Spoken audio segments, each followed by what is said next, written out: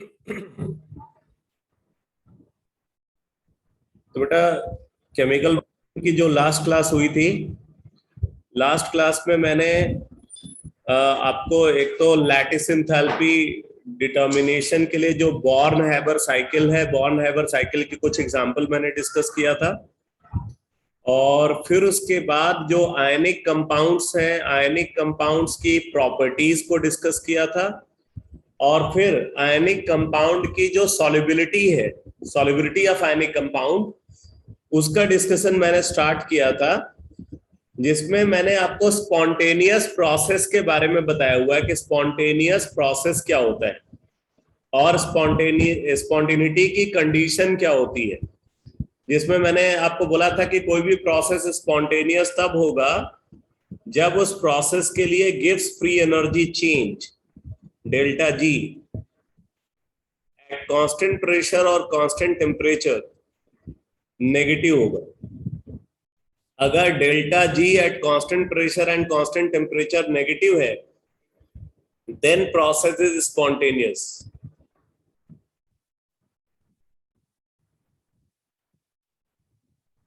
Then process is spontaneous. और अगर वो पॉजिटिव है तब प्रोसेस नॉन स्पॉन्टेनियस होगा। अगर delta G at constant pressure and constant temperature positive है, then process is non spontaneous.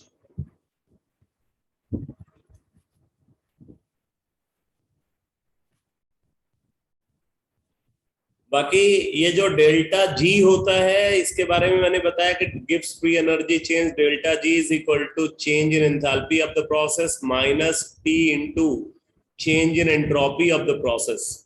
Delta G is equal to delta H minus T delta S. ये है चेंज इन एंट्रोपी।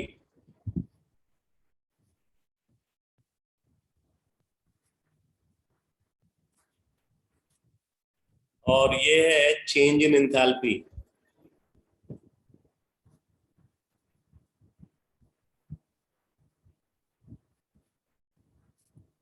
और ये है gives free energy change.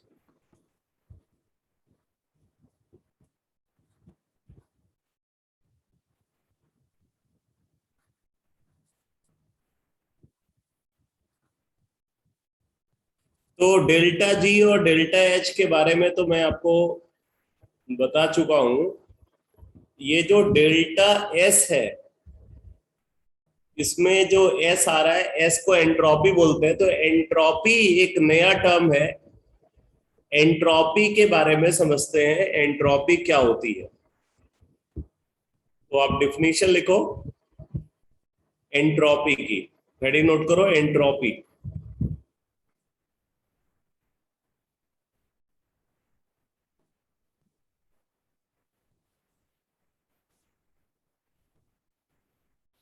Entropy की definition लिखो, it is the measurement of, it is the measurement of, it is the measurement of randomness, it is the measurement of randomness, it is the measurement of randomness or disorder, it is the measurement of randomness or disorder, randomness or disorder associated with, it is the measurement of randomness or disorder associated with a system. It is the measurement of randomness or disorder associated with a system. तो किसी भी system के अंदर कितना disorder है, क्या कितनी randomness है, वो मेजर करता है एंट्रोपी। यानी कि अगर कोई सिस्टम परफेक्टली ऑर्डर्ड अरेंजमेंट को एक्वायर करे, अगर किसी सिस्टम में सब कुछ ऑर्डर्ड मैनर में है, तो ऐसे सिस्टम की एंट्रोपी जीरो होगी। ठीक है, तो आप इस बात को नोट कर लो। If a system acquired if a system acquired a perfectly ordered arrangement, a perfectly ordered arrangement,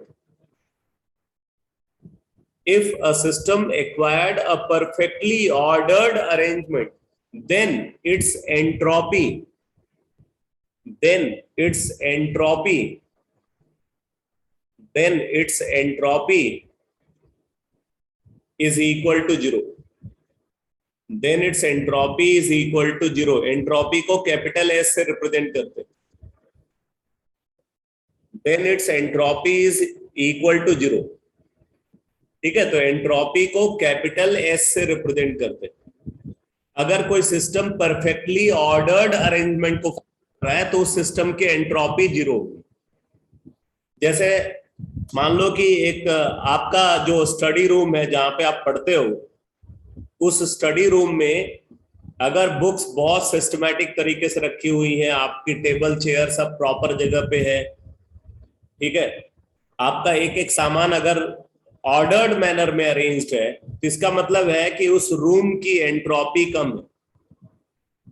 but उसी तरीके से अगर किसी और स्टूडेंट के रूम में आप जाओ और वहां पे आप देख रहे हो कि सब कुछ इधर उधर बिखरा पड़ा है, उसका कोई भी सामान सही जगह पे नहीं है, ठीक है, तो इसका मतलब है कि उस रूम की एंट्रोपी ज्यादा है. जहां पे डिसऑर्डर ज्यादा होगा वहां पे एंट्रोपी ज्यादा होगी, जहां पे डिसऑर्डर कम होगा वहां पे एंट्रोपी कम होगी. जैसे एक क्लासरूम में स्टूडेंट्स का अरेंजमेंट, ठीक है, क्लासरूम में स्टूडेंट्स का अरेंजमेंट, स्टूडेंट जिस तरीके से बैठे हुए हैं टीचर की एब्सेंस में, और उसी क्लासरूम में जब टीचर एंटर करता है उसके बाद जो स्टूडेंट्स का अरेंजमेंट है, अगर आप देखोगे तो टीचर के जाने के बाद स्टूडेंट्स का जो अरेंजमेंट है वो ज्यादा ऑर्डर्ड है. ज्यादा ऑर्डर्ड है इसका मतलब है कि टीचर के जाने के बाद उस रूम की एंट्रोपी डिक्रीज करती है. टीचर की एब्सेंस में उस रूम की एंट्रोपी ज्यादा है, टीचर की प्रेजेंस में उस रूम की एंट्रोपी कम है. ये बात समझ में आ रही है बेटा? Yes, sir. Yes, sir. Yes, sir. Yes, sir. Yes, sir. Entropy जो है, एंट्रोपी किसी भी सिस्टम के अंदर कितना डिसऑर्डर है उसको मेजर करने का एक तरीका है. ठीक है, एक सिस्टम में कितना डिसऑर्डर है उसका मेजरमेंट एंट्रोपी के टर्म्स में करते हैं. अब यहां पे कुछ और इंफॉर्मेशन नोट करो, लिखो at absolute zero temperature, at absolute zero temperature, at absolute zero temperature. अब बात आती है एब्सोल्यूट जीरो टेम्परेचर क्या होता है. -273 degree At absolute zero temperature, that is 0 Kelvin. At absolute zero temperature, that is 0 Kelvin. 0 Kelvin यानी कि -273.16. तो at absolute zero temperature, that is 0 Kelvin, the entropy of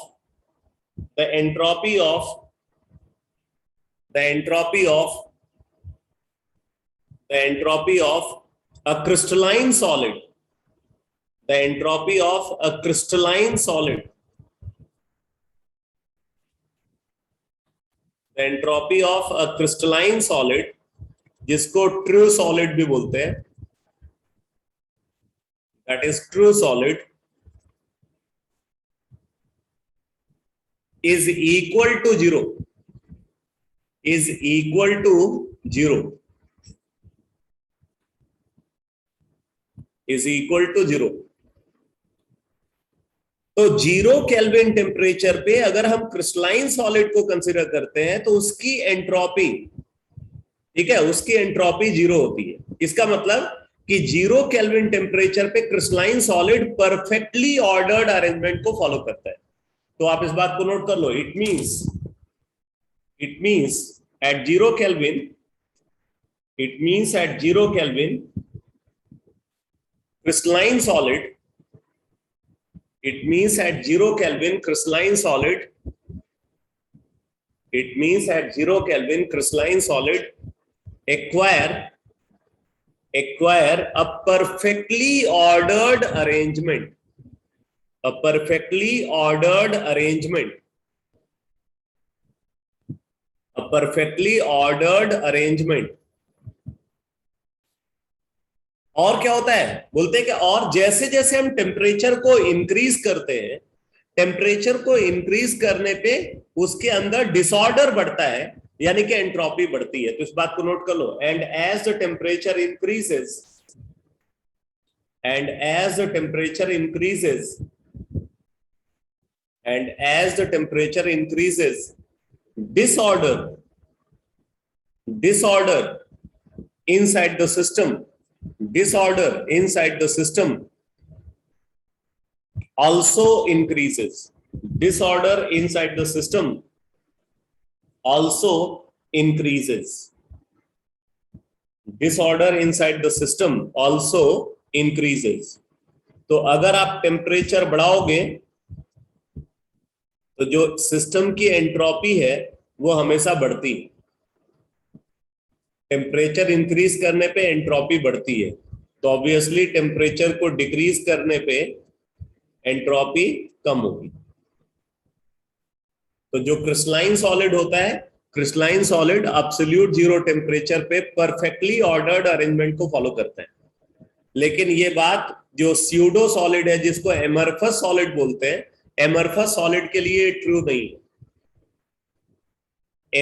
ये ट्रू सॉलिड के लिए सिर्फ ये रिजल्ट होल्ड करेगा। अगर आप कोई स्यूडो सॉलिड को कंसीडर करोगे, यानी कि एमरफस सॉलिड को कंसीडर करोगे, तो उसके लिए एंट्रोपी 0 केल्विन पे 0 नहीं होती। आप नोट में इस पॉइंट को लिख सकते हो, नोट में लिख लो। For amorphous solid, for amorphous solid, for amorphous solid, that is pseudo solid,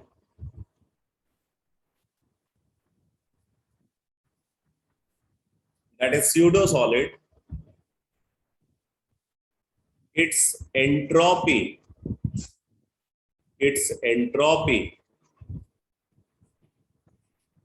is not zero even at absolute zero temperature.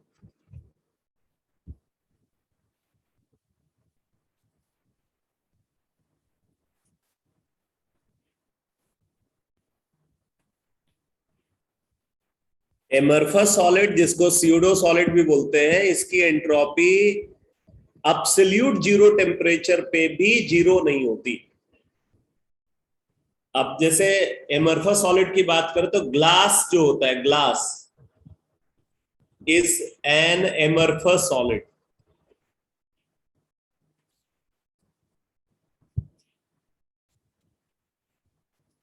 Glass के अंदर जो मॉलिक्यूल्स हैं या जो पार्टिकल्स हैं, उनका अरेंजमेंट वैसा ही होता है जैसे लिक्विड के अंदर अरेंजमेंट होता है। ग्लास को बनाते कैसे हैं, जैसे मॉल्टेन ग्लास होता है, उसको सडनली कूल कर देते हैं। तो अगर मॉल्टेन ग्लास को सडनली कूल कर दे तो एमरफस सॉलिड बन जाता है। बट अगर मॉल्टेन ग्लास को अगर हम स्लोली कूल करें तो एमरफस सॉलिड का फॉर्मेशन नहीं होता, तब क्रिस्टलाइन सॉलिड का फॉर्मेशन होता है। तो ग्लास जो है वो सुपर कूल्ड लिक्विड होता है।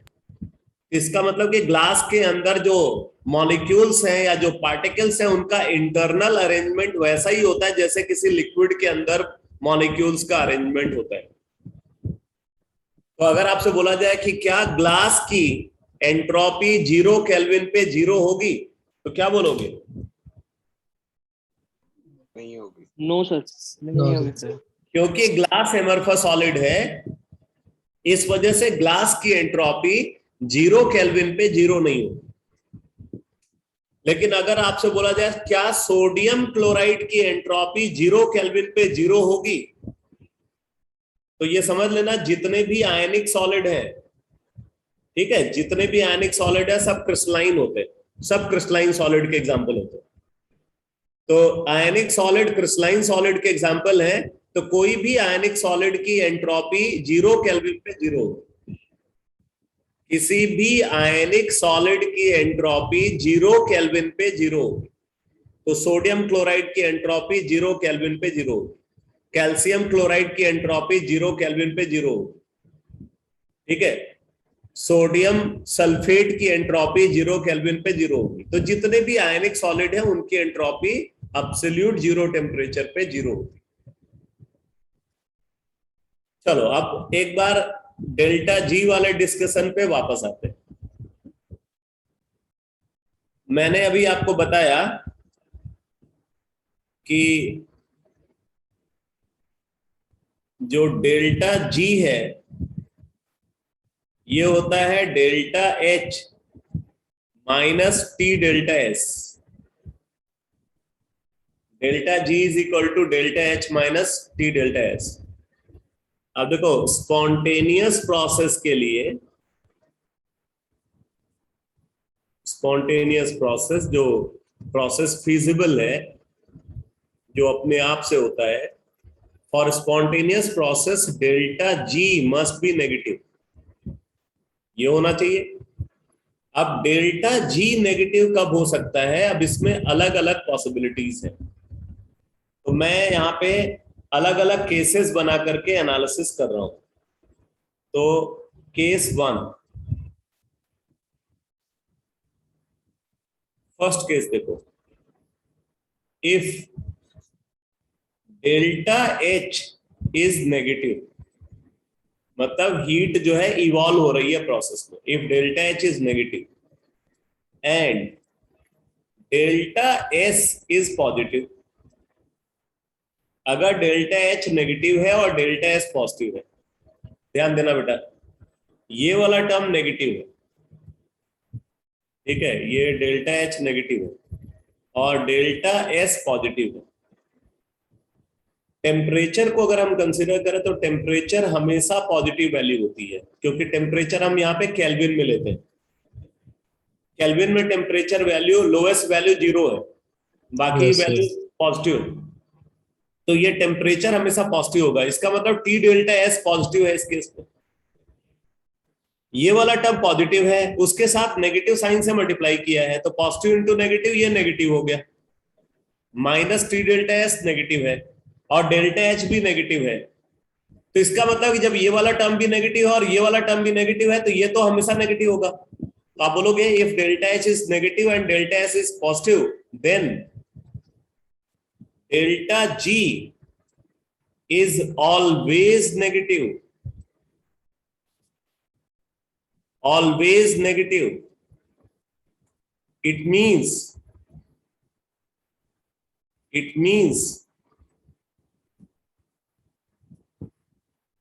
process is spontaneous, process is spontaneous under all conditions, under all condition, किसी भी कंडीशन में ऐसा प्रोसेस स्पॉन्टेनियस होगा जिसका डेल्टा एच नेगेटिव हो और डेल्टा एस पॉजिटिव हो। ये समझ में आया बेटा? Yes Yes, sir. अगर कोई रिएक्शन को आप कंसीडर कर रहे हो, वैसे तो ऐसे रिएक्शन रेयरली ऑब्जर्व होती हैं, लेकिन अगर मान लो आपको कोई रिएक्शन ऐसी मिल जाए जिसका डेल्टा एच नेगेटिव है और डेल्टा एस पॉजिटिव है, इसका मतलब वो रिएक्शन हमेशा स्पॉन्टेनियस होगी, ठीक है, अपने आप से हर कंडीशन में प्रोसीड करेगी।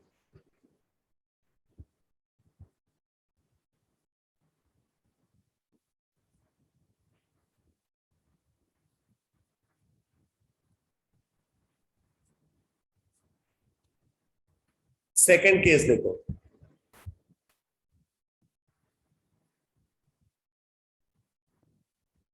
if delta H is negative and delta S is negative, then delta H negative है और डेल्टा एस भी नेगेटिव है, तो अब यहाँ पे आप देखना डेल्टा एस को नेगेटिव बोला जा रहा है, ये नेगेटिव और ये नेगेटिव है। तो अगर डेल्टा एस नेगेटिव है तो टी डेल्टा एस नेगेटिव होगा, तो minus T delta S positive होगा। इसमें ये जो माइनस टी डेल्टा एस है ये पॉजिटिव है और ये नेगेटिव है, हम ओवरऑल वैल्यू नेगेटिव चाहते हैं। तो नेगेटिव ये तभी होगा जब magnitude wise T delta S छोटा होगा। तो अब आप यहां पे बोलोगे then delta G is negative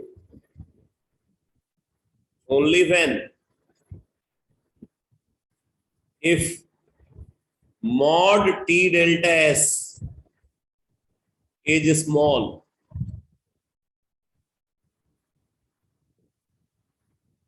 mod t delta s मतलब magnitude of t delta s ये स्मॉल होगा, तभी ये पूरा टर्म क्या आएगा, नेगेटिव आएगा। ये समझ में आ रहा है?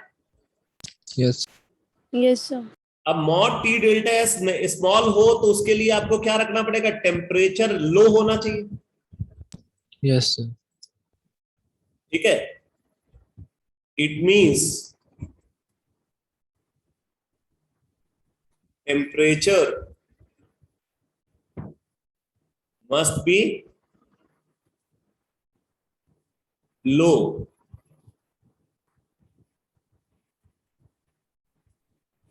for spontaneity of the process.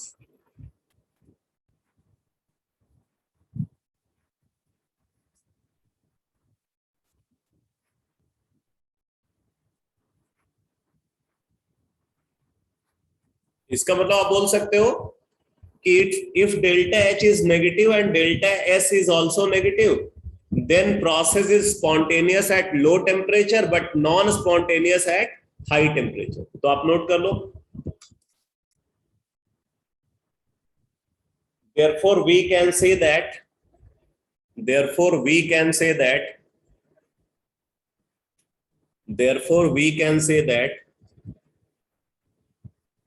if both delta H and delta S are negative, if both delta H and delta S are negative,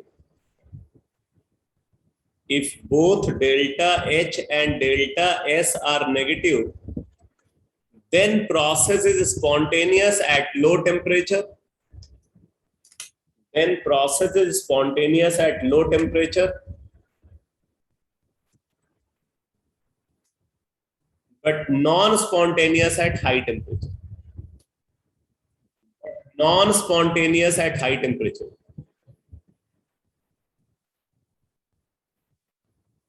But non-spontaneous at high temperature.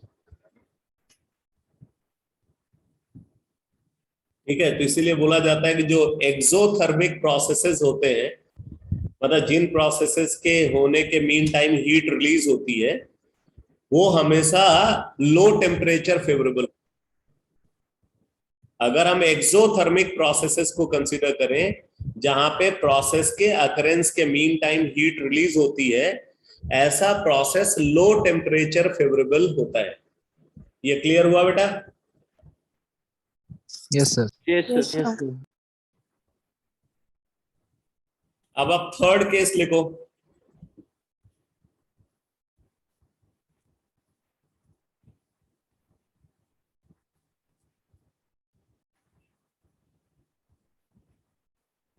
If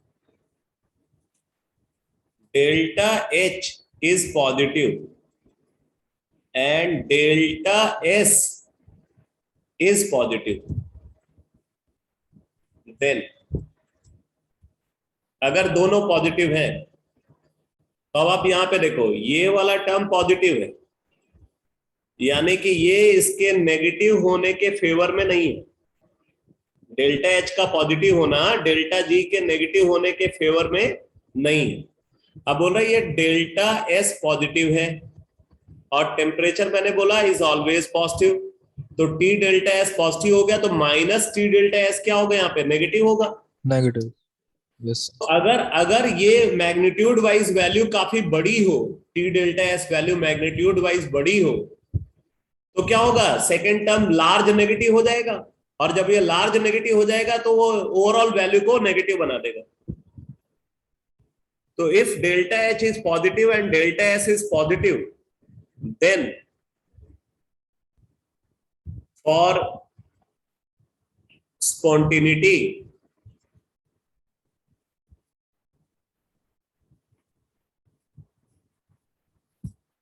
of the process,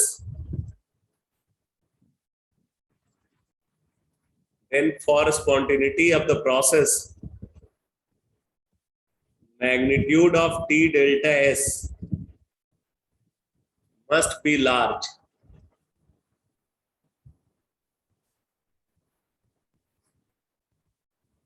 Which is possible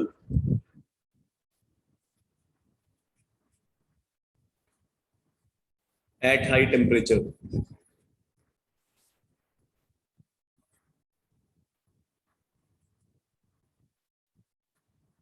At high temperature.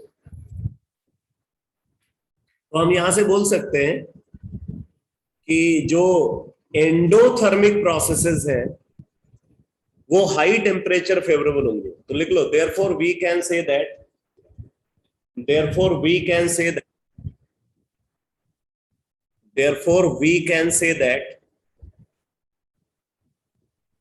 Therefore we can say that endothermic processes, endothermic processes, therefore we can say that endothermic processes are high temperature favorable. Endothermic processes are high temperature favorable. High temperature favorable. ये clear है बेटा? Yes, sir. Endothermic processes high temperature पे spontaneous होंगे, low temperature पे non spontaneous होंगे, जबकि exothermic processes low temperature पे spontaneous होंगे बट हाई टेम्परेचर पे नॉन स्पॉन्टेनियस होंगे.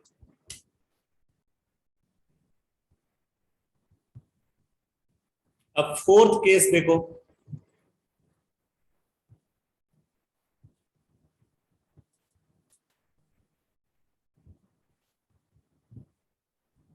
If delta H is positive and delta S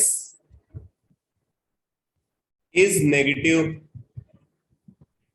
ये हो गया पॉजिटिव और ये नेगेटिव हो गया. ध्यान देना, ये पॉजिटिव है, अनफेवरेबल है, और ये नेगेटिव है तो ये भी अनफेवरेबल है, क्योंकि सेकंड टर्म भी पॉजिटिव हो जाएगा. सेकंड टर्म भी पॉजिटिव, फर्स्ट टर्म भी पॉजिटिव. इसका मतलब है कि ये प्रोसेस कभी स्पॉन्टेनियस नहीं हो सकता. Then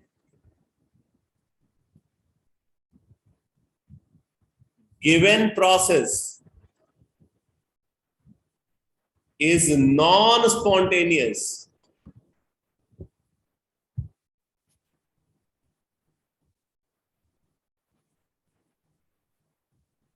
under all condition, all condition, मतलब ऐसे प्रोसेस को आप कभी स्पॉन्टेनियस बना ही नहीं सकते जिसके लिए डेल्टा एच पॉजिटिव है और डेल्टा एस नेगेटिव है. अगर किसी सिस्टम में इंथैल्पी इंक्रीज कर रही है और एंट्रोपी डिक्रीज कर रही है तो वो प्रोसेस कभी स्पॉन्टेनियस हो ही नहीं सकता. ये बात क्लियर हुई? Yes. Yes, sir. अब यहां पे मैं आपको बता दूं कि जो फर्स्ट वाला पॉसिबिलिटी है, फर्स्ट केस जो आप देख रहे हो, वो तो रेयरली पॉसिबल है. फर्स्ट वाला केस कि डेल्टा एच जो है वो नेगेटिव हो जाए और डेल्टा एस पॉजिटिव हो जाए. सबसे कॉमन केसेस सेकंड और थर्ड केसेस है. नॉर्मली क्या होता है, बोल रहे जहां पे हीट एब्जॉर्ब होती है ना वहां एंट्रोपी इंक्रीज करती है, और जहां पे हीट इवॉल्व होती है वहां पे एंट्रोपी डिक्रीज करती है. ये एक जनरल रिजल्ट है. हीट एब्जॉर्ब होने पे एंट्रोपी इंक्रीज करती है, हीट इवॉल्व होने पे एंट्रोपी डिक्रीज करती है। यानी कि जब डेल्टा एच नेगेटिव होगा तो डेल्टा एस भी नेगेटिव होगा, और डेल्टा एच जब पॉजिटिव होगा तो डेल्टा एस भी पॉजिटिव होगा। ये कॉमन केसेस है। तो second and third cases are more common. ठीक है, second and third cases are more common. First और फोर्थ केसेस जो है ये बहुत रेयर पॉसिबिलिटीज है कि जहां पे ये वाला कॉम्बिनेशन आपको देखने को मिले। सर एक बार रिपीट करना। मैंने बोला नॉर्मली क्या होता है, जब कहीं पे हीट इवॉल्व होती है तो वहां एंट्रोपी डिक्रीज करती है। यानी कि जब डेल्टा एच नेगेटिव होगा तो डेल्टा एस भी नेगेटिव होगा, और उसी तरीके से जब हीट एब्जॉर्ब होती है तो एंट्रोपी इंक्रीज करती है। आप नोट में लिख सकते हो इस बात को, लिखो, इसको नोट में लिख लो। लिखो, इन जनरल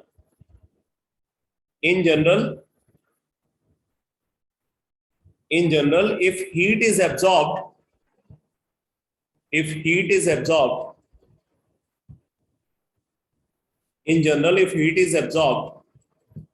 ब्रैकेट में लिख लेना डेल्टा एच पॉजिटिव।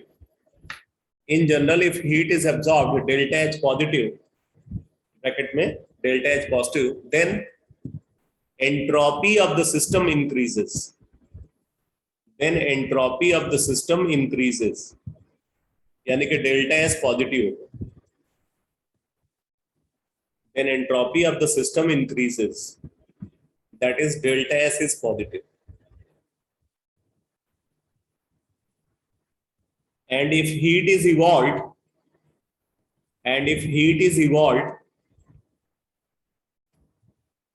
ब्रैकेट में लिख लेना delta H negative,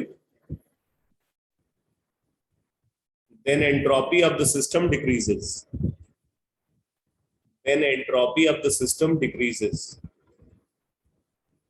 That is delta S is negative.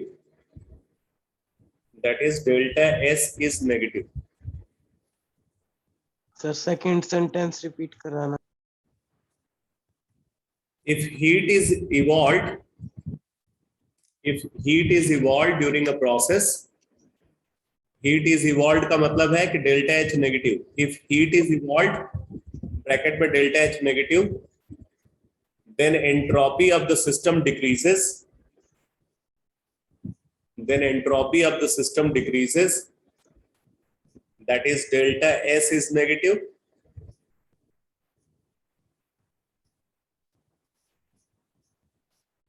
And if heat is absorbed,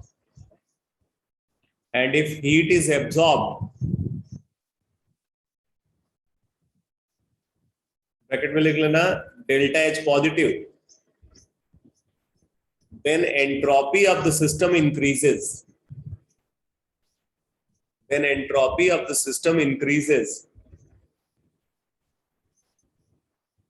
That is delta S is positive.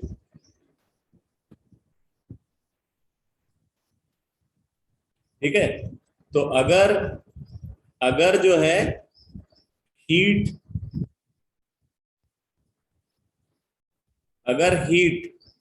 को Q से रिप्रेजेंट करते हैं, या आप इसको नए सिंबल की बजाय आप इसको ऐसे लिखो, हीट एब्जॉर्ब्ड है यानी कि डेल्टा एच पॉजिटिव है तो एंट्रोपी इंक्रीज करेगी, मींस डेल्टा एस पॉजिटिव होगा। और हीट इवॉल्व्ड है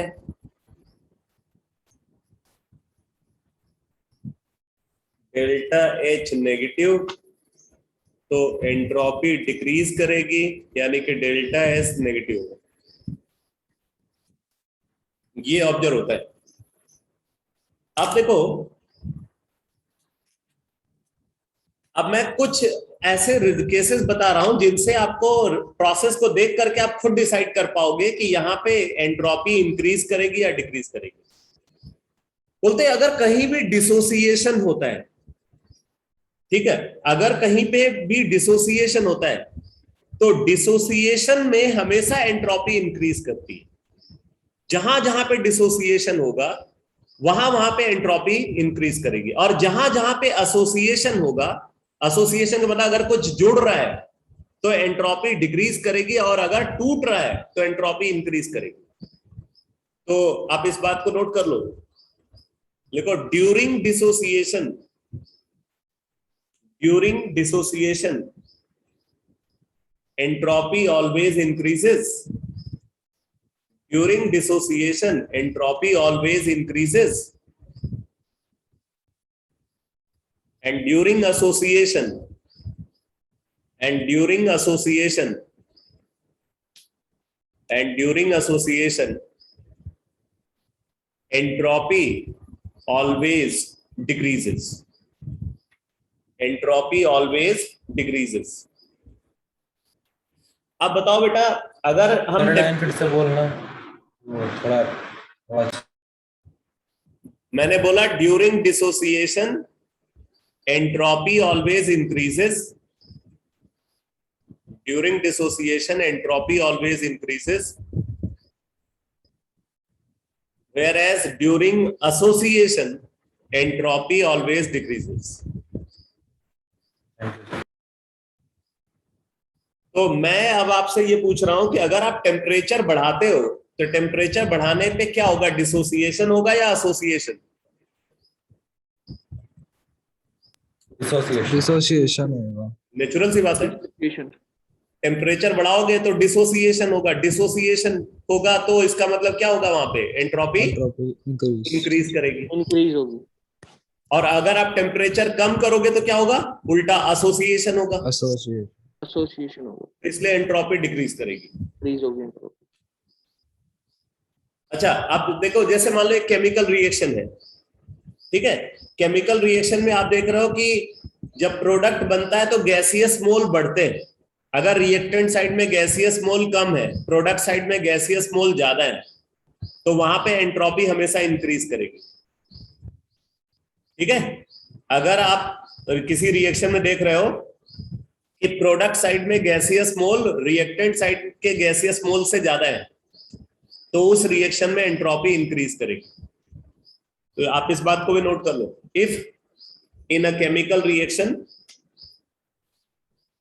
if in a chemical reaction, if in a chemical reaction gaseous mole increases, gaseous mole increases, then entropy of the system also increases, then entropy of the system also increases, and vice versa, and vice versa. इसका उल्टा होगा, अगर gases मोल decrease करेंगे तो entropy decrease करेगी। अच्छा अब मुझे ये बताओ बेटा, अगर सॉलिड को लिक्विड बना रहे तो एंट्रोपी इंक्रीज करेगी या डिक्रीज करेगी? डिक्रीज करेगी। सॉलिड को लिक्विड बनाओगे, इसका मतलब कि आपने हीट दी है, तो वहां पे एंट्रोपी जो है वो इंक्रीज करनी चाहिए। अगर आप लिक्विड को गैस बना रहे हो तब क्या होगा, इंक्रीज होगी। और अगर आप गैस को सॉलिड बनाओगे तो डिक्रीज करेगी, एंट्रोपी डिक्रीज करेगी। अच्छा किसी सॉलिड को अगर आप लिक्विड में ऐड करते हो, अगर एक सॉलिड को आप लिक्विड के अंदर ऐड करते हो और वो डिसॉल्व हो जाता है, तो वहां पे एंट्रोपी क्या होगी, इंक्रीज करेगी डिक्रीज करेगी? इंक्रीज करती है, इंक्रीज करेगी। मतलब एक तरीके से सॉलिड जो है उस लिक्विड के अंदर जाके डिसोसिएट कर गया, डिसॉल्व हो जाना मतलब डिसोसिएट कर जाना, तो वो लिक्विड के अंदर जाके डिसोसिएट कर गया, तो एंट्रोपी इंक्रीज करेगी। अब अगर आपने ये सारी कहानी समझ ली, तो अब आप आयनिक सॉल्यूट की जो सॉल्युबिलिटी है, आयनिक सॉलिड की जो सॉल्युबिलिटी है, अब आप उसको समझ सकते हो, ठीक है। तो आप नोट करो, लिखो during dissolution of ionic solid, during dissolution of ionic solid, during dissolution of ionic solid, following process takes place, following process takes place, following process takes place। अब देखो क्या है, आयनिक सॉलिड लिया हमने और उसको हमने वाटर में डिसॉल्व कर दिया, इससे क्या बन गया, सोल्यूशन बन गया।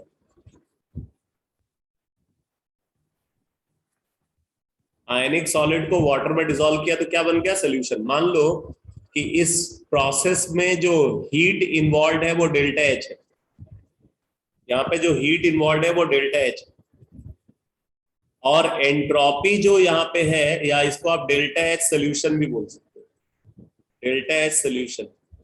और जो एंट्रोपी चेंज हुआ उसको डेल्टा एच सोल्यूशन बोलते हैं, ठीक है। तो आप यहां पे लिख सकते हो for this process delta G solution is equal to delta H solution minus T delta S solution. ये होना चाहिए, होना चाहिए बेटा। Yes sir. Yes sir. अच्छा, अब मुझे ये बताओ, ये डेल्टा एस सोल्यूशन यहां पे क्या होगा, ये यहां पे पॉजिटिव होगा या नेगेटिव होगा? नेगेटिव। फिर से बोलो। पॉजिटिव। पॉजिटिव होना चाहिए, क्योंकि देखो सॉलिड लिक्विड में डिसॉल्व हो रहा है, ठीक है। तो here delta S solution is positive. अगर डेल्टा एस सोल्यूशन पॉजिटिव है और टेम्परेचर मैंने बोला हमेशा पॉजिटिव है, तो ये टी डेल्टा एस क्या हो जाएगा बेटा, पॉजिटिव होगा। Yes sir. तो माइनस टी डेल्टा एस क्या होगा, नेगेटिव होगा। नेगेटिव। यानी कि ये वाला टर्म इसको नेगेटिव बनाने के फेवर में है। Yes sir. ठीक है, अब सारा जो डिस्कशन है वो आके किस पे टिक जाएगा, डेल्टा एच सोल्यूशन पे। Delta H solution. Delta H solution positive है या नेगेटिव है, ये डिसाइड करेगा कि डेल्टा जी सोल्यूशन नेगेटिव होगा या पॉजिटिव होगा, यानी कि प्रोसेस स्पॉन्टेनियस होगा या नॉन स्पॉन्टेनियस होगा। ठीक है, तो अब आप यहां पे देखो, अभी मैंने जो अभी मतलब लास्ट क्लास में जो मैंने सॉल्युबिलिटी के लिए रिएक्शन लिखा था, रिएक्शन को हम एक बार फिर से रिकॉल करें, तो वहां पे मैंने आपको बताया था कि delta H solution is equal to delta H lattice plus delta H hydration, यही था ना। Yes sir.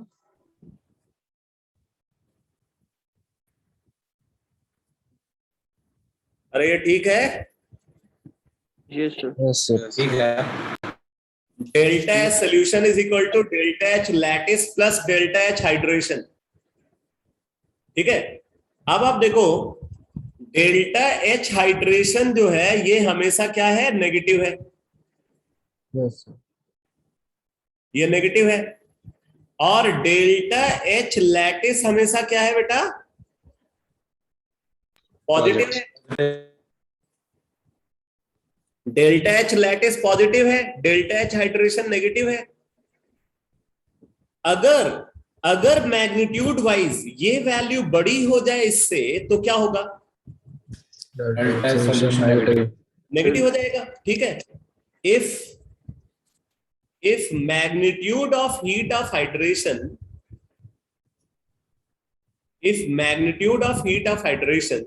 is greater than that of magnitude of delta H lattice,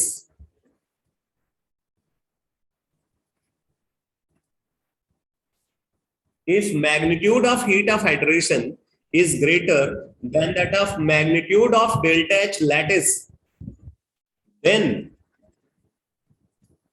delta H solution should be क्या हो जाएगा? नेगेटिव। Negative. और अब आप देखो डेल्टा एस सोल्यूशन नेगेटिव है यहाँ पे, और डेल्टा एस सोल्यूशन हमेशा पॉजिटिव है, अभी मैंने जो बताया। Yes, sir.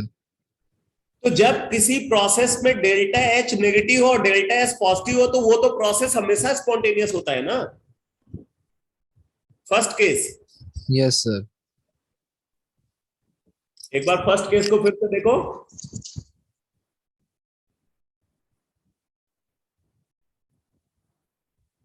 Yes, sir. यही है. Yes, sir. यही है.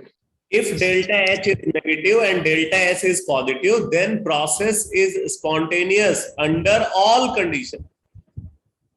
ठीक है, तो यहां पे आप देख सकते हो कि अगर डेल्टा एस सोल्यूशन नेगेटिव हो गया और डेल्टा एस सोल्यूशन हमेशा पॉजिटिव है, तो इसका मतलब कि ऐसे केस में आयनिक सॉलिड हमेशा डिसॉल्व होगा। ठीक है, तो अब मैं कंक्लूजन यहां पे लिख रहा हूं, नोट करो, लिखो। If for an ionic solid, if for an ionic solid, if for an ionic solid, if for an ionic solid, its heat of solution, its heat of solution, its heat of solution is negative.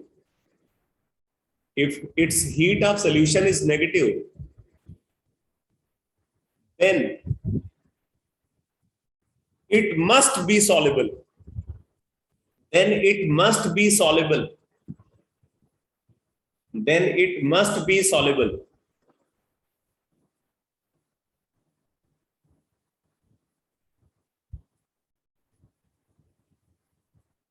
Therefore,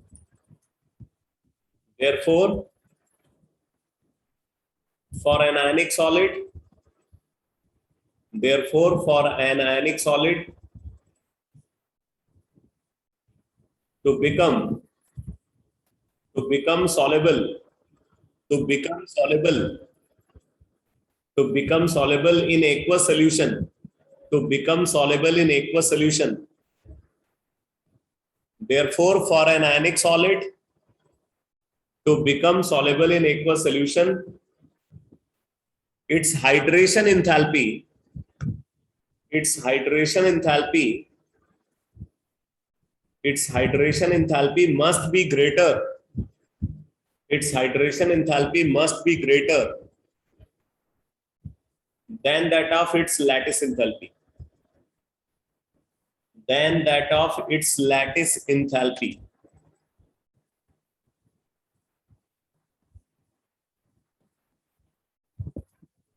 तो ये बात सबको clear हो गई बेटा? Yes, sir. Yes, sir. Yes, sir. अच्छा, एक चीज आप यहाँ Yes, sir. देख सकते हो कि जरूरी नहीं है कि जब ये आयनिक सॉलिड डिसॉल्व हो तो वहां पे डेल्टा सोल्यूशन नेगेटिव ही हो। आयनिक सॉलिड डिसॉल्व होने पे डेल्टा सोल्यूशन पॉजिटिव भी हो सकता है। अगर पॉजिटिव होगा तब ये स्पॉन्टेनियस कब होगा बताओ?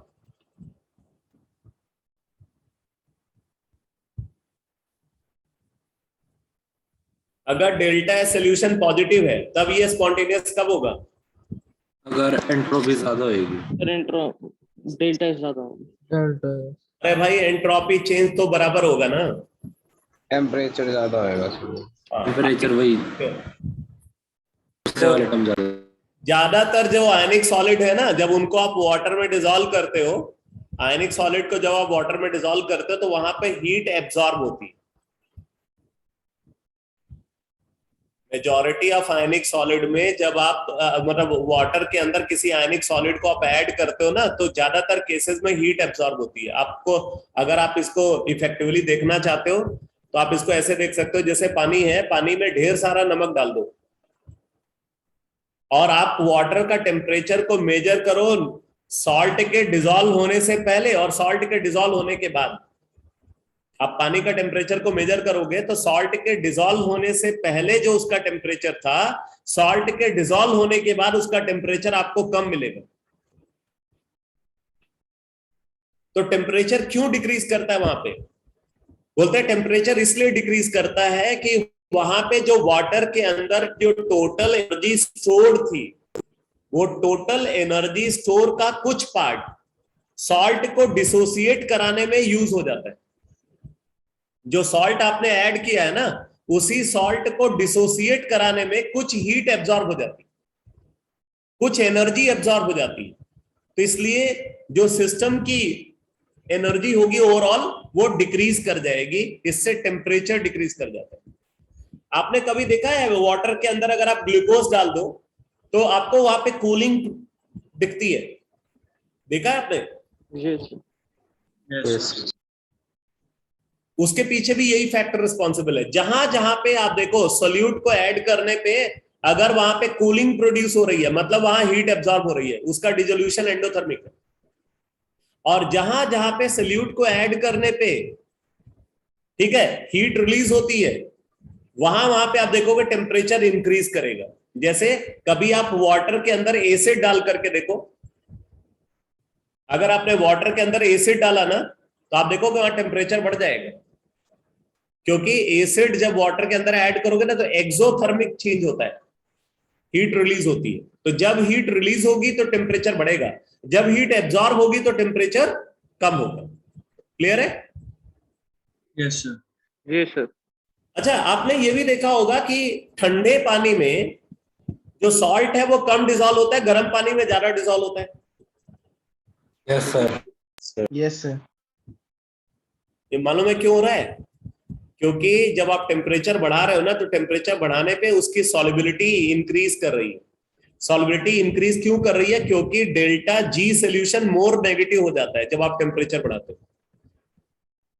Yes sir. यस। देखो, डेल्टा एच जो है पॉजिटिव है सॉल्ट के केस में, salt in water delta H positive है, डेल्टा एस भी पॉजिटिव है। तो ऐसे केस में मैंने बताया था कि जब टेम्परेचर इंक्रीज करोगे तो स्पॉन्टेनिटी जो है बढ़ेगी, मतलब प्रोसेस बिकम्स मोर स्पॉन्टेनियस, उसके होने के चांसेस, मतलब डिसॉल्व होने के चांसेस और बढ़ जाएंगे, तो ज्यादा अमाउंट डिसॉल्व होने लगता है।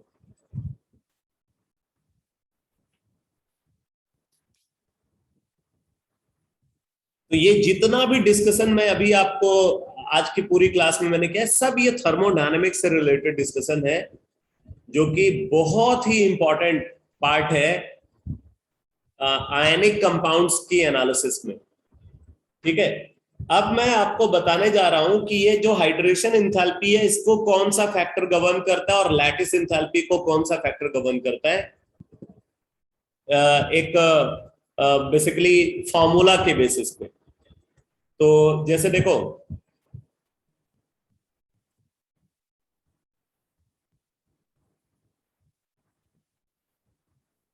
मान लो एक आयनिक सॉलिड है, for an ionic solid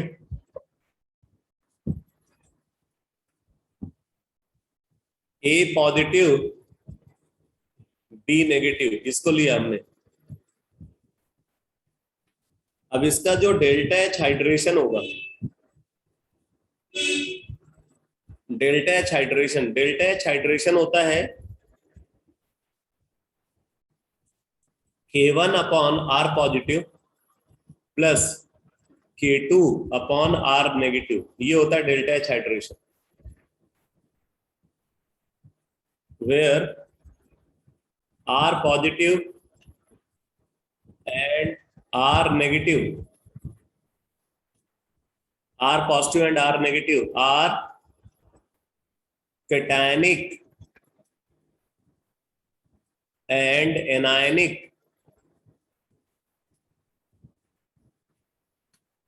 radius respectively।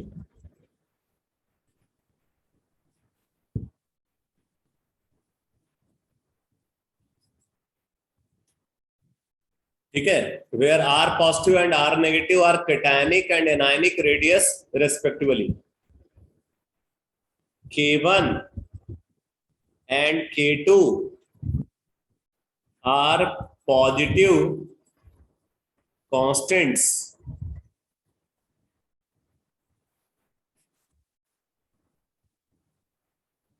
whose value whose value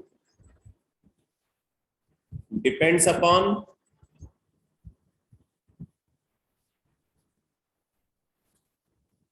magnitude of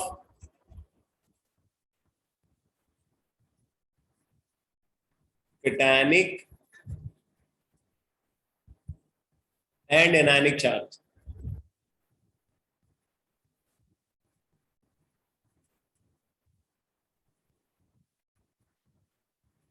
तो बोल रहे हैं कि जो डेल्टा एच हाइड्रेशन है, डेल्टा एच हाइड्रेशन क्या होगा, K1 upon R positive plus K2 upon R negative, ये होगा।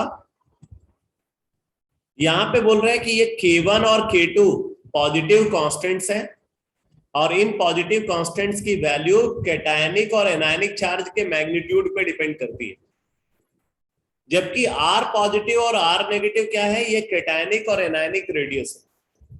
तो ये जो डेल्टा एच हाइड्रेशन होगा वो K1 upon R positive plus K2 upon R negative होगा।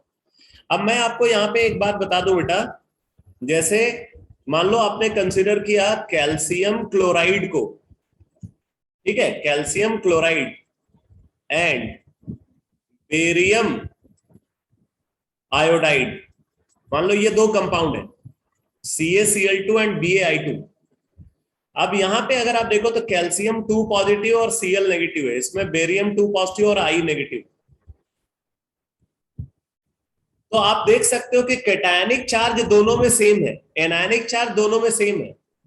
तो इन दोनों के लिए जो K1 और K2 वैल्यू होगी ये फिक्स होगी, ये दोनों के लिए K1 और K2 वैल्यू सेम रहेगी बेटा, ये क्लियर है? Yes, sir.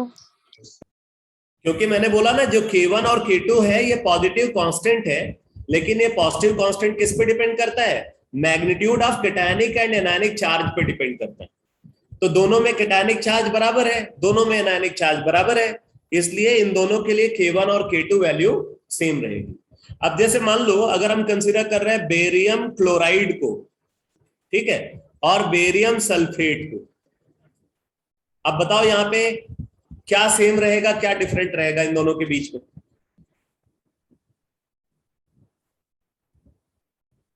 कैटायनिक चार्ज तो सेम है, फिर एनायनिक चार्ज डिफरेंट। तो कैटायनिक चार्ज सेम है तो क्या सेम रहेगा? K1 K1 दोनों के लिए सेम रहेगा और K2 अलग अलग रहेगा, ठीक है ना? यस। क्योंकि एनायन बदल गया, एक इस पे -1 चार्ज है और इस पे -2 चार्ज है, तो इसलिए K2 बदल जाएगा, K1 सेम रहेगा। ये क्लियर हो गया सबको? Yes sir. Yes sir. ये तो हो गया बेटा delta H hydration. Delta H hydration का वेरिएशन इस एक्सप्रेशन के बेसिस पे आप देखोगे। अब बात आती है डेल्टा एच लैटिस की। Delta H lattice,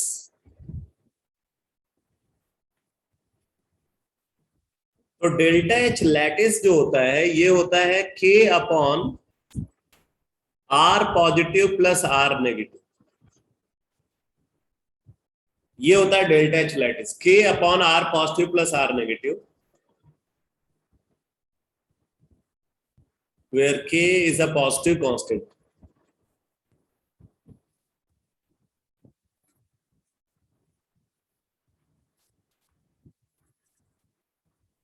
K is a positive constant. अभी मैंने बताया कि किसी भी आयनिक सॉलिड को सर्टेनिटी के साथ सॉल्युबल होने के लिए उसकी हाइड्रेशन एंथैल्पी उसके लैटिस एंथैल्पी से ज्यादा होनी चाहिए। Magnitude wise hydration enthalpy lattice enthalpy से अगर ज्यादा है तभी एक आयनिक सॉलिड सॉल्युबल होगा, अदरवाइज वो सॉल्युबल नहीं होगा, ठीक है? तो अब मैं यहां पे इसी की एनालिसिस कर रहा हूं दो केसेस बना करके, ये सॉल्युबिलिटी की एनालिसिस कर रहा हूं दो केसेस बना करके।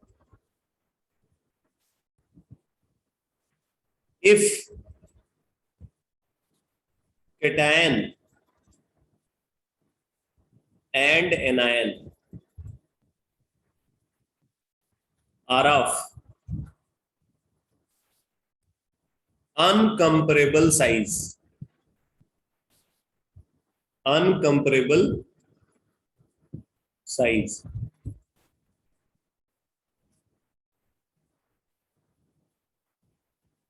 That is, अभी uncomparable size का क्या मतलब है? That is, one of them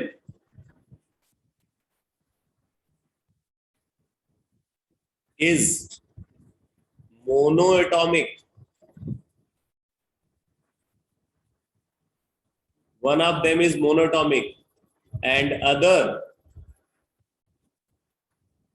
is polyatomic.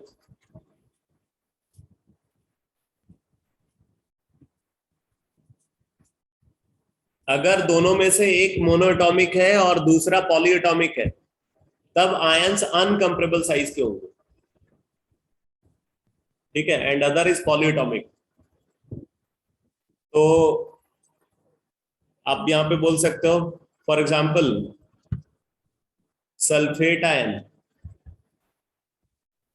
Nitrate ion, carbonate ion, ammonium ion, phosphate ion, etc. are polyatomic.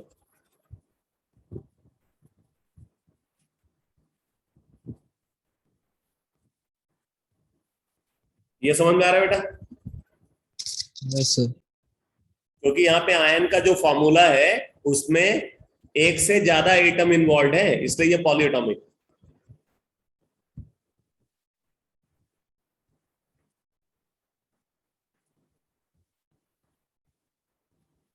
Whereas fluoride ion, nitride ion, oxide ion, sodium ion, calcium ion, magnesium ion, etc. are monatomic. Sir polyatomic example क्या था? अरे जहां पे आयनिक formula में एक से ज्यादा atom है।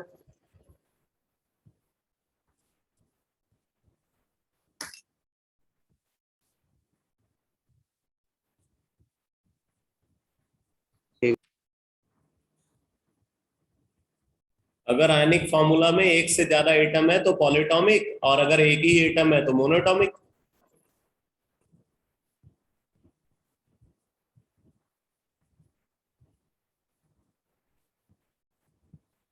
अब मुझे बताना,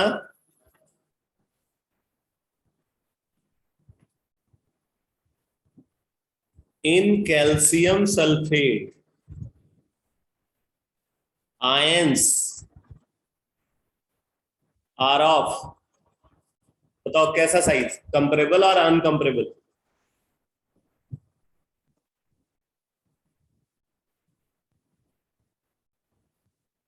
calcium uncomparable. Ions comparable size के हैं, अनकंपेरेबल। अनकंपेरेबल, क्योंकि ये मोनोएटॉमिक है और ये पॉलीएटॉमिक। Uncomparable sizes.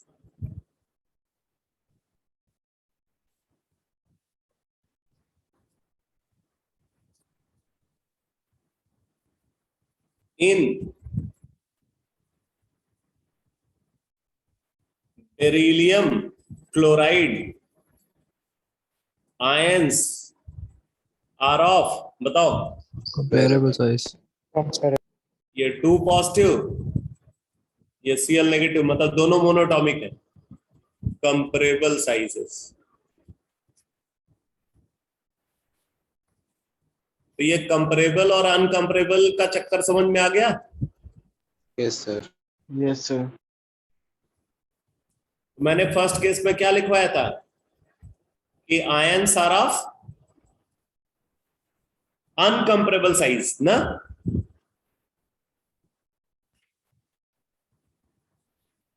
अब आप देखो, अगर हमारे पास beryllium sulphate, magnesium sulphate, calcium sulphate, strontium sulphate, barium sulphate,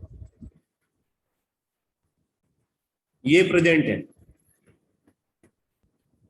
तो यहां पे आप क्या देख रहे हो भाई? यहां पे आप देख रहे हो कि R पॉजिटिव जो है ये तो मोनोटॉमिक है और ये एनायन पॉलीएटॉमिक है, तो R positive is much much less than that of R negative. बोल सकते हो? Yes sir. भाई SO4 नेगेटिव पॉलीएटॉमिक एनायन है ना, तो पॉलीएटॉमिक आयन जो होते हैं ना वो बहुत बड़े साइज के होते हैं, मोनोटॉमिक आयन छोटे साइज के होते हैं। तो यहाँ पे R negative is much much greater than that of R positive. अब जरा आगे देखना, अगर आप यहाँ पे R पॉजिटिव को देखो तो R पॉजिटिव जो है वो इंक्रीज कर रहा है increase. Yes sir. Beryllium ion, magnesium ion, calcium ion, strontium ion, barium ion, तो ये साइज लगातार बढ़ेगा। R नेगेटिव की क्या सिचुएशन है बताओ? कांस्टेंट। कांस्टेंट है, सब में वही अनायन है ना, सब में वही अनायन है। R negative constant. अच्छा, K1, K2 और K ये क्या होंगे? कांस्टेंट रहेंगे कि वेरी करेंगे? कांस्टेंट। कांस्टेंट रहेंगे क्योंकि कैटायनिक और एनायनिक चार्ज तो सेम है ना। Yes. Delta H lattice,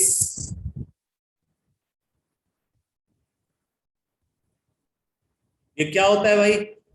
delta H lattice अभी बताया था, K/R positive plus R negative. K/R positive plus R negative. और यहां पे आप देख रहे हो कि R नेगेटिव बहुत बड़ा है R पॉजिटिव से, तो इसका मतलब है कि ये R पॉजिटिव नेग्लेक्ट हो जाएगा ना, यस सर। क्योंकि सीधे ऐड किया जा रहा है उसको, तो R नेगेटिव के कंपेयर में R पॉजिटिव वैल्यू बहुत छोटी है तो वो नेग्लेक्ट हो जाएगी। तो हम इसको अप्रोक्सीमेटली क्या लिख सकते हैं? इसको लिख K/R नेगेटिव लिख सकते हैं। बोलो। Yes sir. Yes sir. और R नेगेटिव कांस्टेंट है यस सर। और K कांस्टेंट है, तो डेल्टा H लैटिस क्या होगी बोलो? कांस्टेंट। कांस्टेंट।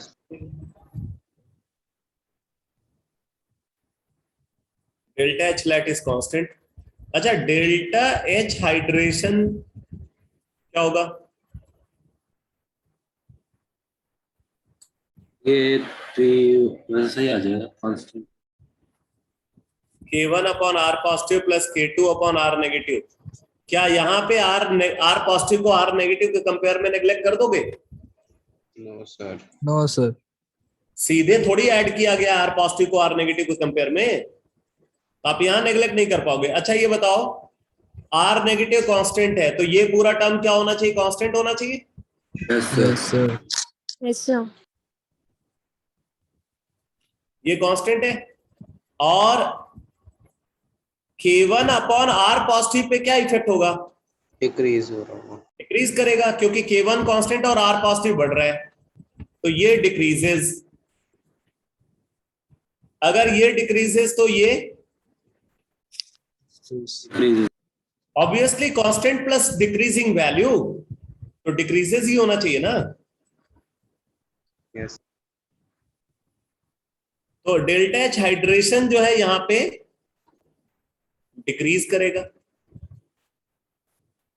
अब जरा समझना, डेल्टा H हाइड्रेशन डिक्रीज कर रहा है, और मैंने आपको बताया कि सॉल्युबिलिटी के लिए डेल्टा H हाइड्रेशन को डेल्टा H लैटिस से बड़ा होना चाहिए।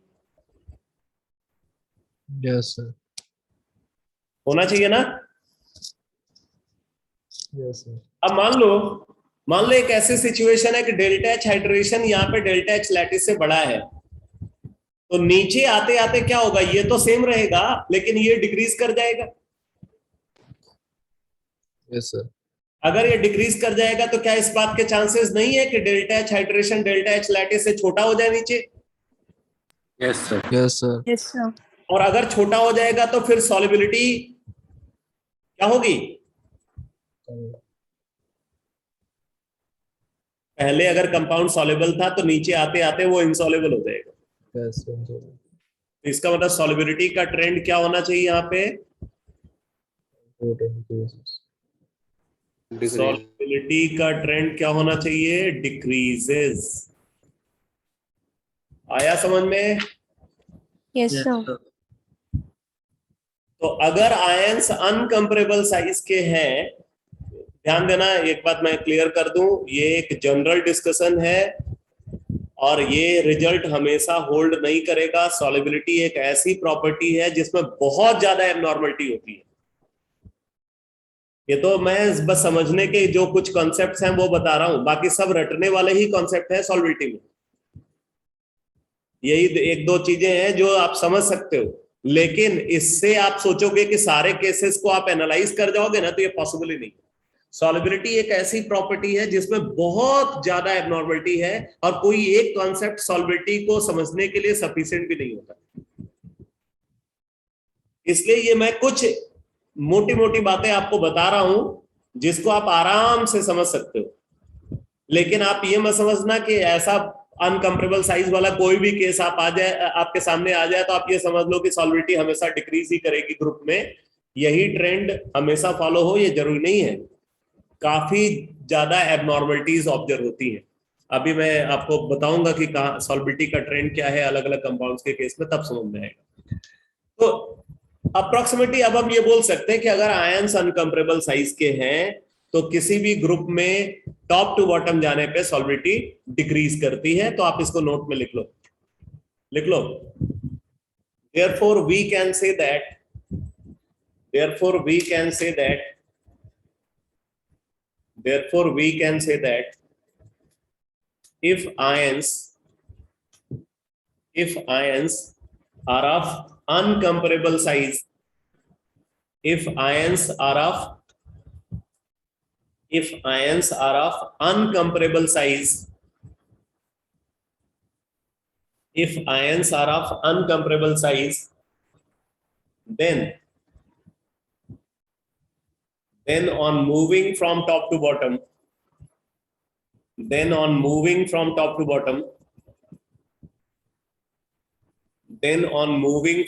to bottom in a group of periodic table, then on moving from top to bottom in a group of periodic table, then on moving from top to bottom in a group of periodic table, solubility decreases. Solubility decreases. Solubility decreases.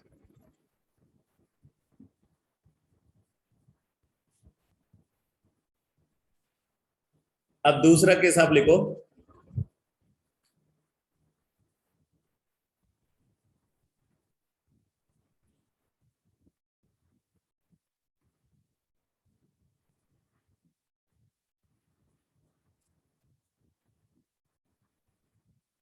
If ions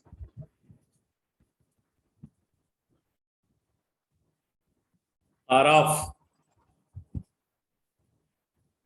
comparable sizes, if ions are of comparable sizes, then अब यहां पे देखो क्या होगा। मान लो हमने consider किया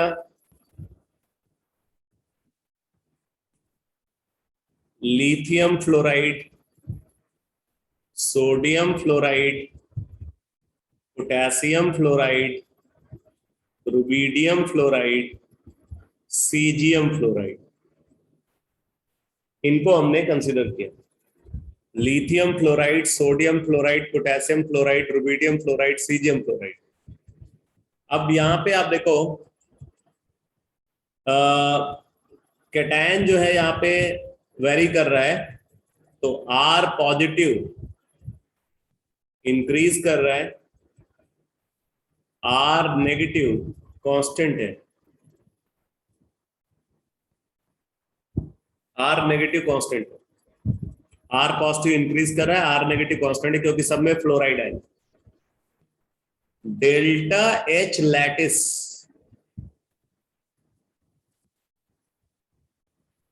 K upon R positive plus R negative होगा यहाँ पे।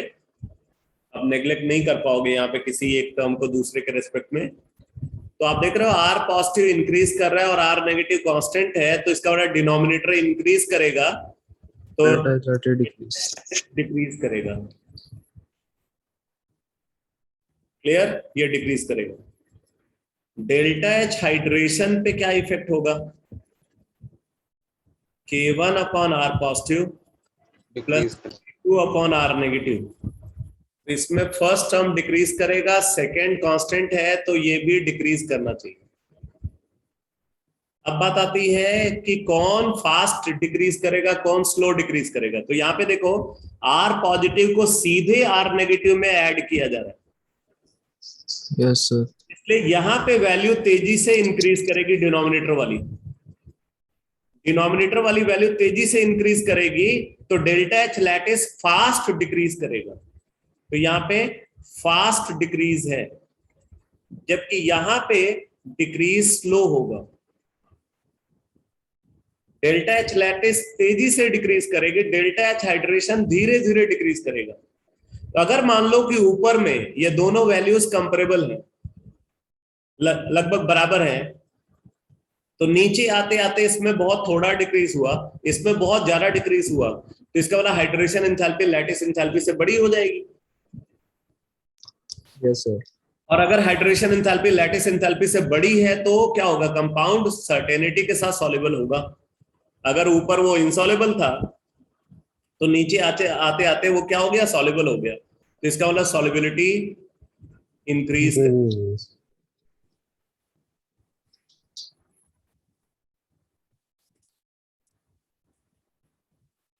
तो इसमें आप नोट कर लो, देखो, if ions are of comparable sizes,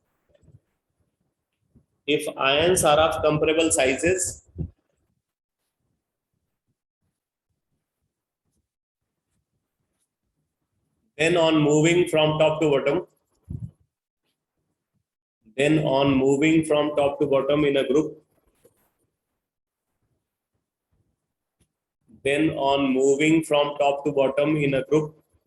of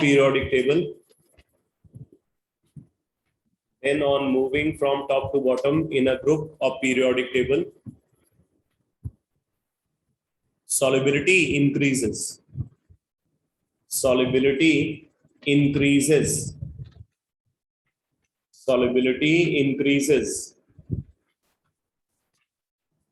ठीक है, तो इसका मतलब यहाँ पे सीजियम फ्लोराइड सबसे ज्यादा सॉल्युबल होगा और लिथियम फ्लोराइड सबसे कम।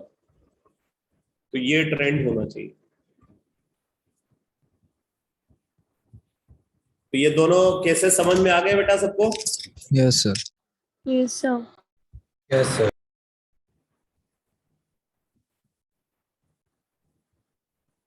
अब आप लिखो, हेडिंग नोट करो, trends of solubility of various ionic compounds. Trends of solubility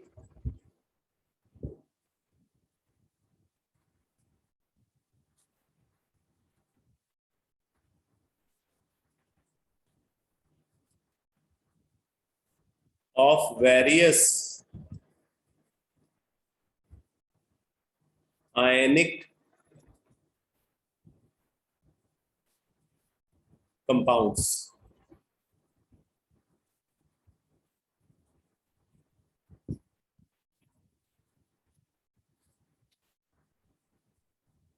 अब इसमें आप पॉइंट वाइज लिखते जाओ। फर्स्ट पॉइंट लिखो, देखो solubility of sulfate of alkaline earth metal, solubility of sulfate of alkaline earth metal decreases from top to bottom. Solubility of sulfate of alkaline earth metal decreases from top to bottom.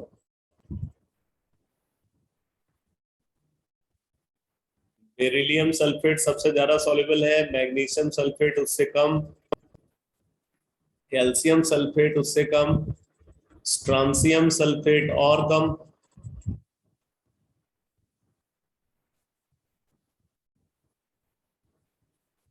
और barium sulphate की solubility least है। यहाँ पे मैं आपको बता दूं कि अगर किसी सॉल्यूशन में सल्फेट आयन है और आपको पता करना है कि वहां पे सल्फेट आयन प्रेजेंट है या नहीं, मतलब कई सारे आयन्स प्रेजेंट है, आपको ये पता करना है कि उनमें सल्फेट आयन है या नहीं, तो आप क्या करोगे, उसके अंदर बेरियम सॉल्ट ऐड कर दोगे। उस सॉल्यूशन में आप बेरियम सॉल्ट ऐड करोगे। अगर बेरियम सॉल्ट को ऐड करने पे आपको अगर आपको व्हाइट प्रेसिपिटेट का फॉर्मेशन देखने को मिल रहा है, ये जो बेरियम सल्फेट होता है ना, ये व्हाइट प्रेसिपिटेट बनाता है, अगर व्हाइट पीपीटी मिल रहा है तो कंफर्म है कि वहां पे सल्फेट आयन है। अगर किसी सॉल्यूशन में कई सारे आयंस प्रेजेंट हैं, कई सारे एनायंस प्रेजेंट हैं, कई सारे कैटायंस प्रेजेंट हैं, और आपको पता करना है कि उन एनायंस में से क्या सल्फेट आयन भी प्रेजेंट है, तो आप क्या करोगे, उसके अंदर बेरियम सॉल्ट ऐड करोगे। अगर बेरियम सॉल्ट को ऐड करने पे व्हाइट प्रेसिपिटेट मिलता है तो कंफर्म है वहां पे सल्फेट आयन। ये बहुत कम सॉल्युबल होता है, इसलिए जैसे ही बेरियम आयन और सल्फेट आयन मिलते हैं तुरंत एक इनसॉल्युबल प्रेसिपिटेट बन जाएगा जो कि व्हाइट कलर्ड होता है। क्लियर है बेटा? Yes. अब आप नोट करो, because solubility of, second point, solubility of chlorides of alkaline earth metal, solubility of chlorides of alkaline earth metal, solubility of chlorides of alkaline earth metal decreases on moving from top to bottom, decreases on moving from top to bottom। अब देखो ये trend जो है, जो होना चाहिए था explanation के बेसिस पे ट्रेंड, उसका अपोजिट है।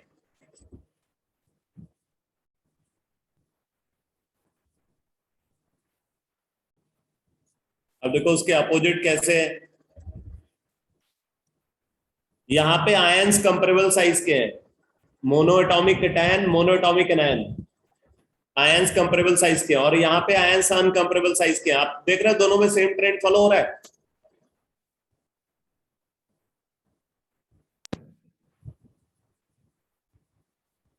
बोलो। Yes, sir. Yes, sir. होना क्या चाहिए था? यस, क्या होना चाहिए था? उल्टा होना चाहिए यस। इसका रिवर्स ट्रेंड होना चाहिए था। ठीक है, तो ये क्यों अगर मान लो कि आपको कहीं पे एक्सपेक्टेड रिजल्ट नहीं मिल रहा है तो आप तुरंत समझ जाओ कि जो जैसे इस केस में आप बोलोगे कि यहाँ पे हाइड्रेशन एंथैल्पी लैटिस एंथैल्पी को डोमिनेट कर रही है, इसलिए ऐसा हो रहा है। अगर हाइड्रेशन एंथैल्पी लैटिस एंथैल्पी, ऊपर वाले केसेस में, ऊपर वाले कंपाउंड्स में हाइड्रेशन एंथैल्पी लैटिस एंथैल्पी को डोमिनेट कर रही है और नीचे लैटिस एंथैल्पी हाइड्रेशन एंथैल्पी को डोमिनेट कर रही है, तो इस वजह से ये ट्रेंड ऑब्जर्व हो रहा है। क्लियर है ना? Yes, sir. इसी तरीके से आप नोट करो, देखो solubility of hydroxide, solubility of hydroxide of alkali and alkaline earth metal, solubility of hydroxide of alkali and alkaline earth metal, solubility of hydroxide of alkali and alkaline earth metal increases down the group, increases down the group दोनों cases में यही बात observe होती है। Lithium hydroxide सबसे कम soluble, sodium hydroxide उससे ज्यादा, potassium hydroxide और ज्यादा, रुबिडियम हाइड्रोक्साइड और ज्यादा, सीजियम हाइड्रोक्साइड और ज्यादा। ये अगर आप एल्कलाइन अर्थ मेटल हाइड्रोक्साइड को देखोगे, बेरिलियम हाइड्रोक्साइड सबसे कम, मैग्नीशियम हाइड्रोक्साइड उससे ज्यादा, कैल्शियम हाइड्रोक्साइड उससे ज्यादा, स्ट्रांसियम हाइड्रोक्साइड उससे ज्यादा, और सबसे ज्यादा सॉल्बिलिटी बेरियम हाइड्रोक्साइड की होगी। आप यहां पे देख सकते हो कि सॉल्बिलिटी ऊपर से नीचे जाने पे बढ़ रही है, और मैं आपको बता दूं इनका बेसिक स्ट्रेंथ का ऑर्डर भी यही होता है। ये सब बेसिस की तरह एक्ट करते हैं, तो इनका बेसिक स्ट्रेंथ भी टॉप टू बॉटम जाने पे इंक्रीज करता है। तो जो इनका सॉल्युबिलिटी का ट्रेंड है ना, वही इनका बेसिक स्ट्रेंथ का भी ट्रेंड है। ठीक है बेटा? यस भाई अगर कोई कंपाउंड ज्यादा डिसॉल्व होगा, जैसे बेरियम हाइड्रोक्साइड ज्यादा डिसॉल्व होगा तो ज्यादा हाइड्रोक्सिल आयन प्रोड्यूस करेगा। बेरिलियम हाइड्रोक्साइड कम डिसॉल्व होगा तो कम हाइड्रोक्सिल आयन प्रोड्यूस करेगा। तो जो ज्यादा हाइड्रोक्सिल आयन प्रोड्यूस करेगा वो ज्यादा बेसिक होगा, जो कम हाइड्रोक्सिल आयन प्रोड्यूस करेगा वो कम बेसिक होगा। क्लियर है? Yes, sir.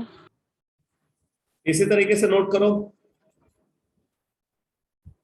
लिखो solubility of carbonates, solubility of carbonates and solubility of carbonates of alkali and alkaline earth metal, solubility of carbonates of alkali and alkaline earth metal increases down the group, increases down the group. Sir repeat करना। Solubility of carbonates of alkali and alkaline earth metal increases down the group.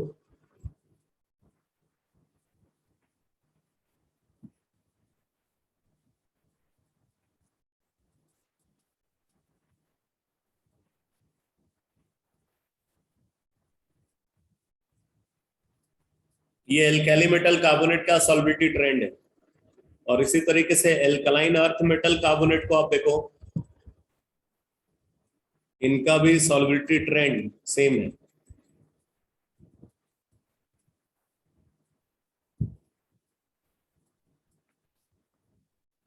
अब आप देख सकते हो बेटा, यहाँ पे expect कर रहे थे कि सल्फेट वाला ट्रेंड फॉलो होना चाहिए था, क्योंकि यहाँ पे अनकंपेरेबल साइज के हैं, आयंस यहाँ पे अनकंपेरेबल साइज के हैं, तो सल्फेट वाला ट्रेंड फॉलो होना चाहिए था।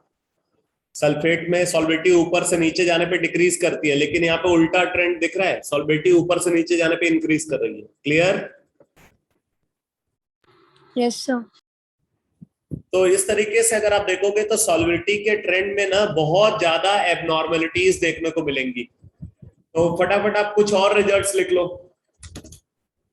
लिखो solubility of oxides, solubility of oxides and hydroxide, solubility of oxides and hydroxides of alkali and alkaline earth metal. Hydroxide तो हो गया। साथ में ही लिख लो, solubility of oxides and hydroxides of alkali and alkaline earth metal increases down the group. Sir ये भी हो गया। ऑक्साइड कहाँ हुआ?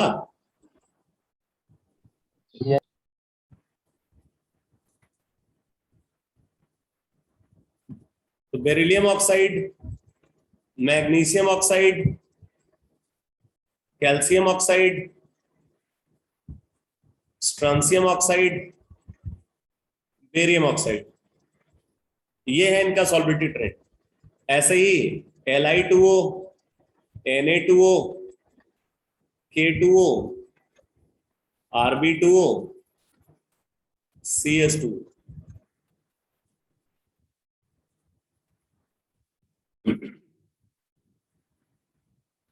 अब एक एबनॉर्मल ट्रेंड है, इसको आप नोट में लिख लेना। नोट में, अगर हम एल्कलाइन अर्थ मेटल फ्लोराइड को कंसीडर करें तो ये सॉल्विटी ट्रेंड फॉलो होता है। MgF2 सबसे कम, उसके बाद CaF2, उसके बाद SrF2, उसके बाद BeF2 होता है और तब BaF2 होता है। तो यहां पे आप देखोगे, यहां पे एबनॉर्मलिटी,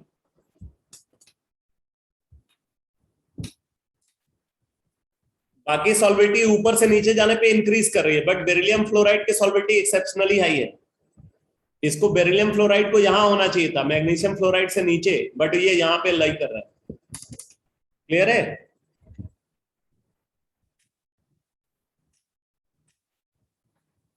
ठीक है बेटा? Yes sir. यस। अब एक लास्ट पॉइंट लिख लो, बस सॉल्विटी का डिस्कशन कंप्लीट हो जाएगा। लिखो, beryllium halide, beryllium halide, sir note में लिखना है 6 पॉइंट लिखना है। आप 6 पॉइंट लिख सकते हो। लिखो, beryllium halide is exceptionally soluble in water. Beryllium halide is exceptionally soluble in water due to the formation of soluble complex. Due to the formation of soluble complex. आप देख रहे हो यहां पे, देखो बेरिलियम फ्लोराइड एक्सेप्शनली soluble है, ऐसे ही बाकी हैलाइड्स में भी ऑब्जर्व होता है। तो ये कॉम्प्लेक्स ये बना लेते हैं वाटर के साथ, BeF2, मैं जनरल सेंस में लिख रहा हूं, BX2 plus 4H2O gets converted into BH2O 4, 2 positive plus 2X negative. ठीक है, तो जो BX2 है ये वाटर में कॉम्प्लेक्स बना लेता है। ये कॉम्प्लेक्स जो है सॉल्युबल है, ये सॉल्युबल कॉम्प्लेक्स आयन है।